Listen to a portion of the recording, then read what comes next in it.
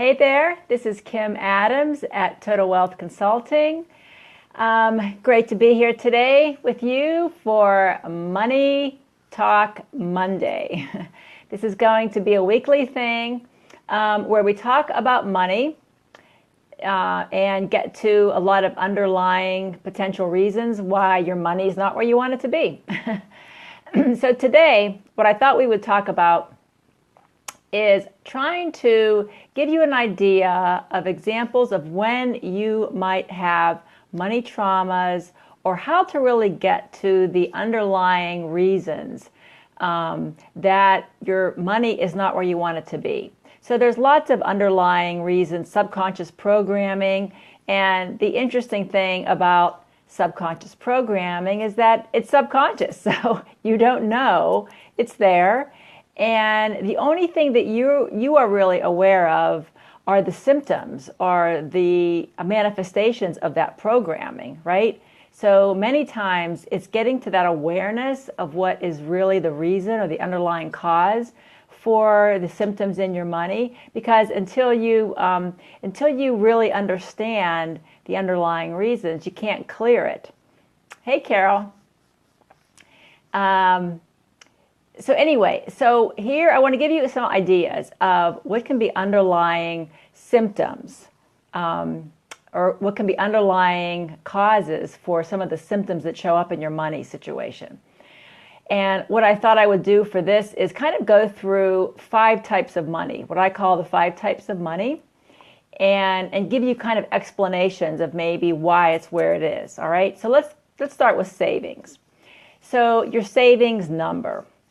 If it's not a big number, right? So if that's a problem for you, if you have trouble saving, a lot of times that can be indicative of the fact that there's an underlying loss or a disappointment that's happened to you that has not been emotionally processed. So because having a savings amount really provides you safety and security, right?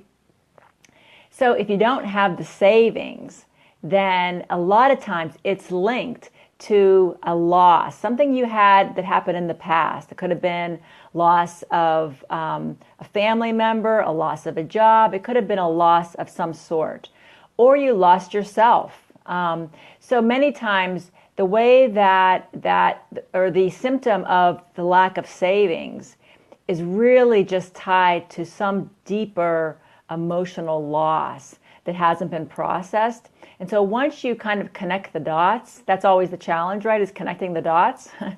So once you connect the dots on what the underlying loss or disappointment was, many times when that emotional baggage is cleared, then you are able to take the steps that then, help you to create an automatic investment plan to build your savings. So that's an example of a symptom in your money and an underlying cause. And I know that there's a lot of talk in general terms when it comes to wealth. You hear a lot of people talk about abundance and prosperity, and I love those words too.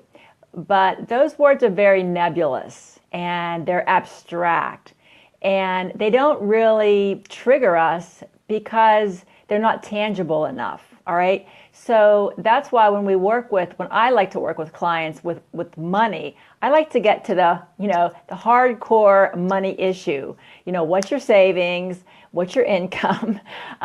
Those things really push your buttons, right? And so that's good. When your buttons are pushed, then you can connect the dots. It helps me as a coach to connect the dots for people on what the real underlying reason is. And I'm always fascinated too, because the more and more I work with clients, so many things go back to early childhood. Even if we had great parents and a great childhood, there's just links to things that happened to us as a child.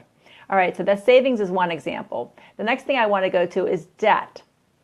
So are you the type of person that has trouble getting out of debt, right? That's an issue for a lot of people. They'll start paying off their debt, and then for some reason, they will add to it right away. And so they can never really chip away at the debt amount. And so that can also be the result of an underlying emotional issue, usually a betrayal or a battle. A battle you're in with someone else, or you've been betrayed, or a time when you've maybe never forgiven yourself for something or someone else for something.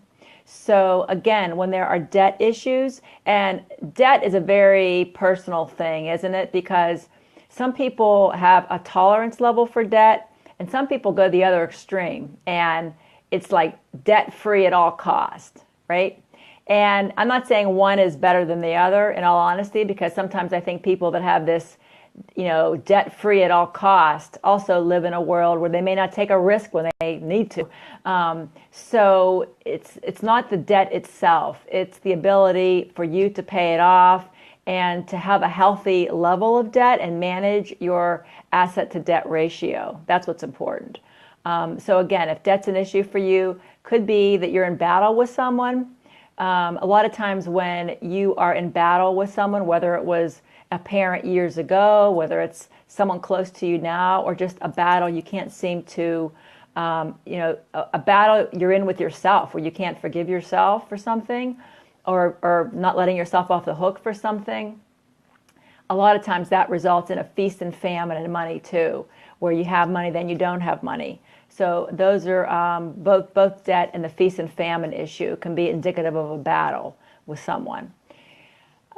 Income amount. So if your income amount is static, so in other words, if you feel stuck and your income is just not going where you want it to go, or it's been at a certain level for so long, despite so much hard work on your part, many times that's indicative of a loyalty vow, usually to your family of origin, your parents, where it just doesn't feel comfortable to make a lot more than they did or be a lot more than they were.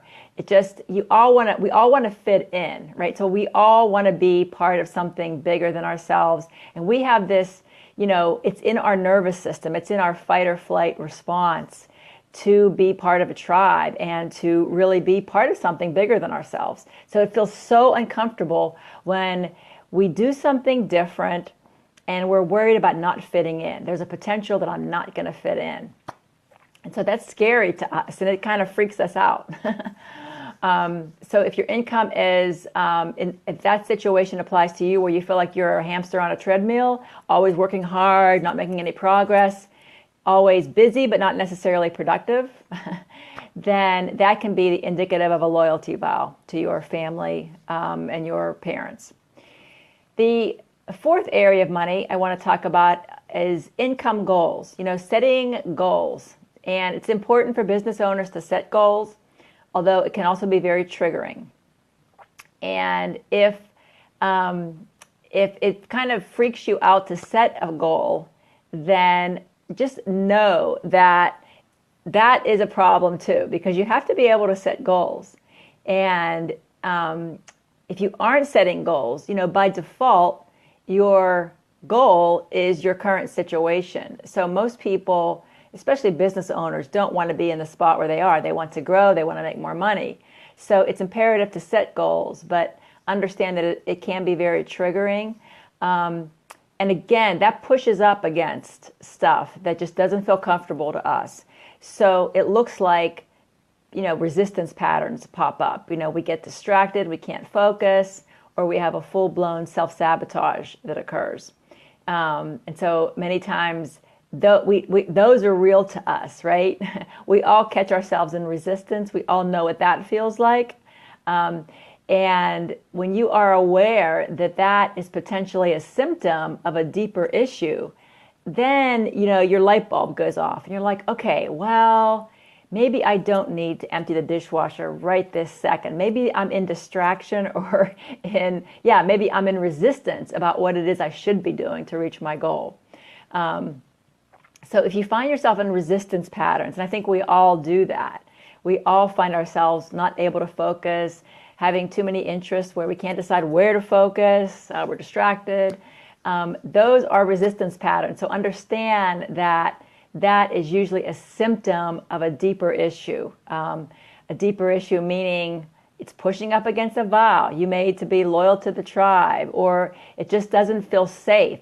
It could be that you have suffered a goal trauma. So many times, if you're trying to reach a new goal now, and you had a failure in the past, so you really went for something in the past and it didn't work out, that's called a goal trauma. And what's happening is your nervous system is protecting you. It's saying to you, oh, wait a second, we don't want to go there again. That was so painful. I'm trying to protect you. And so that's something that occurs too. And for many business owners, it's common to have tried many types of different businesses. Go for it. You've all heard those sayings about, it's not how many times you failed, it's how many times you've got up and tried again. But just understanding that past traumas, past goals that you have tried and not met can also traumatize your system and kind of subvert your energy that you need now to move towards another goal. All right. So those are some examples of symptoms, I guess, in our life, and where we can connect the dots and understand that there are underlying issues for it all. And again, I mentioned earlier, because some of this stuff is so deep-seated and subconscious, we don't connect the dots. We can't see it because it is subconscious. So all we know is that, we're not making the money we want, or we're not in the relationships we want, or our health is poor. So we only see symptoms of programming and beliefs, limiting beliefs and thoughts. And the other things that come into play too, with respect to hidden financial or uncovering financial traumas, is that really paying attention to how you talk to yourself, the things you say, and your beliefs about money are really, really huge. Okay, so what language do you use when you talk about money? Do you say things like, I can't afford that? No, don't say that. Say, I choose to spend my money elsewhere. But don't say, I can't afford it. I hate it when people, it's like, oh my God, it's like nails on a chalkboard for me. When someone says, I can't afford it. No, and don't say money doesn't grow on trees. So what kind of money things are you saying to yourself? Many times we've heard that before. It's something you heard in childhood. You just don't want to repeat the patterns necessarily of scarcity messages that you received as a kid. So choosing the language, being careful with what your thoughts are. That's awesome, Carol. Carol says, she says, it's not a financial priority right now. That's beautiful. I love that. I'm going to copy that. That's true for a lot of things, right? So that's a great way to reframe, I can't afford it. And a lot of people, when I talk to clients about these underlying and early childhood programming things about money, a lot of us heard things like that. Some people heard like money doesn't grow on trees, we can't afford that. That's pretty common and what I hear a lot from people. But you have to be in tune and recognize that and hear that and catch yourself and reframing it like what Carol said. Instead of saying I can't afford it, say it's not a financial priority right now. I choose to spend my money here. So if you have children and they're always asking you for something, right? So if they're, well, mommy, I want this, I want that. No, honey, we choose to spend our money here, right? We don't choose to spend our money there right now. So that wording has big impacts down the road. And also connecting with your feelings about money. So when I work with clients, it's your feelings, it's your thoughts, and it's your programming. So the feelings and processing your emotional response to money situations is absolutely critical. And the longer and longer I coach folks, healing your emotional baggage and your emotional energy body is really vital. And it's a focus now. Maybe it's just because I'm more in tune to it, but I see it popping up everywhere where everybody's much more focused on connecting with your emotions and processing your emotions. And so that's the other thing I help clients with, is really processing their emotions. So that's going to be all that I really talk about today. I think we've covered enough. I wanted to also mention that for those of you that would like to really process your emotions, your feelings, and your traumas, I'm starting a group in January, a low-cost way to help a lot of people. So if that interests you, please reach out to me, message me, and I'll get you some information on it.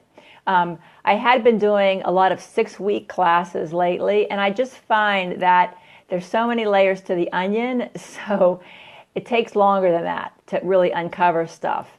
And what I'm finding too is that it's almost like when you process and you heal certain things, then it's almost like you get permission, and your subconscious allows you to bring up other memories and thoughts that maybe you've repressed over the years, that it was kind of too painful to deal with at the time. And the more and more layers of the onion that you peel, the better you are, the more money you're attracting, the more success your business is, and the faster you're getting to peace around life in general. And that's the goal, right? To live in joy and peace. And it's really about getting there first. That then helps you attract all of that other stuff. So learning to get to peace and joy through processing your emotions and your thoughts and your traumas is really what's vital. So again, it's Kim from Total Wealth Consulting. If you're watching the replay, please feel free to chime in comments, ask me any questions you might have. And if you are not a member of my Facebook group, please join me there too. It's another way to connect live with me and to interact with all of the awesome members of that group. The Facebook group is called the Total Wealth Entrepreneur. So again, it's been great being here. Thanks for being here live, Carol. Appreciate you. And I'll talk to y'all soon. Take care. Bye.